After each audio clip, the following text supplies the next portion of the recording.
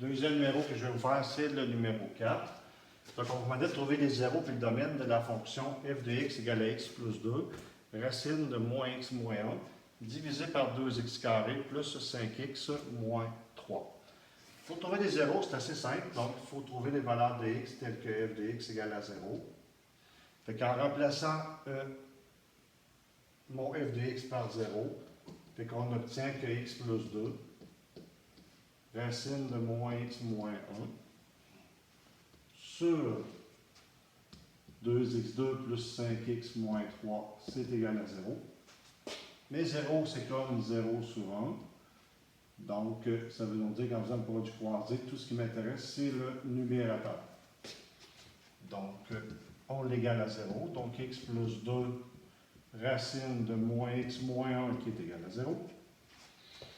Ensuite, pour qu'un produit de deux termes donne 0, il faut que chacun des deux termes donne 0. Ça veut donc dire qu'il faut que x plus 2 égale à 0, puis il faut que ma racine soit égale à 0.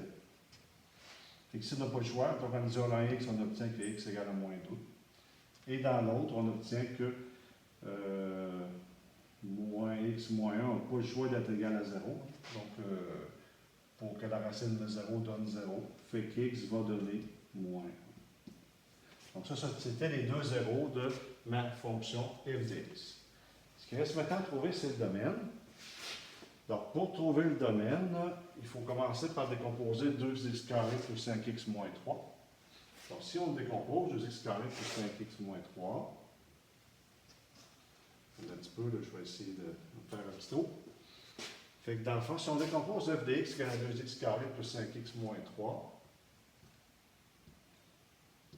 donc 2x2 plus 5x moins 3. Donc, vous devez trouver deux nombres qui multiplient donnent moins 6 puis additionner qui donne 5.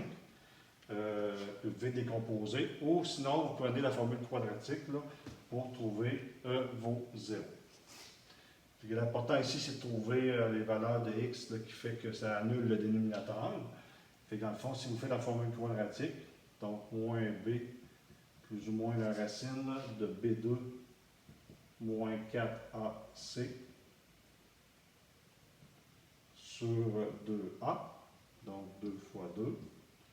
Fait que vous allez obtenir, vous le faire avec votre calculatrice aussi, il n'y a pas de problème. Donc ça fait moins 5 plus ou moins 25, 4 fois 2, 8 fois 3, 24, 25 plus 24 qui donne 7, qui donne 49, racine de 49 qui va donner 7, sur 4, ça vous fait vos deux zéros. Les zéros sont moins 5 plus 7 qui donne 2, 2 sur 4, c'est-à-dire une demi. Et mon deuxième zéro qui va faire moins 5, moins 7 qui fait moins 12 sur 4 qui donne moins 3. Donc ça c'est mon premier zéro, ça c'est mon deuxième zéro. Ensuite, ce qu'il reste à regarder, il reste à regarder la racine. Le x plus 2 n'a pas d'importance, lui il n'apporte aucune impossibilité là, à ma fonction d'exister. Fait que dans le fond, il faut vraiment s'occuper de la racine uniquement. Donc, il faut qu'à l'intérieur de la racine, il faut que ce soit plus grand ou égal à 0.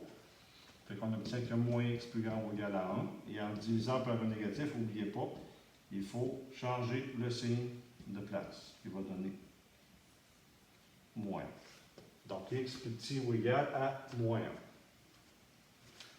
Fait que tout ce qui reste à faire maintenant, c'est d'exprimer le domaine.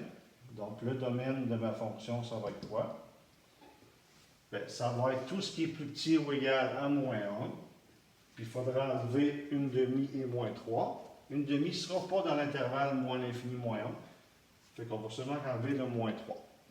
Donc, le domaine, ça va être de moins l'infini à moins 1. Moins l'infini ouvert. Moins 1 fermé. Parce que ça peut être égal à 0 la racine vu qu'elle est au numérateur. Puis, on va enlever le moins 3. Donc, c'est la résolution de votre problème numéro 4. Donc, en espérant que vous avez bien compris la vidéo, s'il y a quelque chose, ben, vous m'écrivez. OK? Bye bye tout le monde.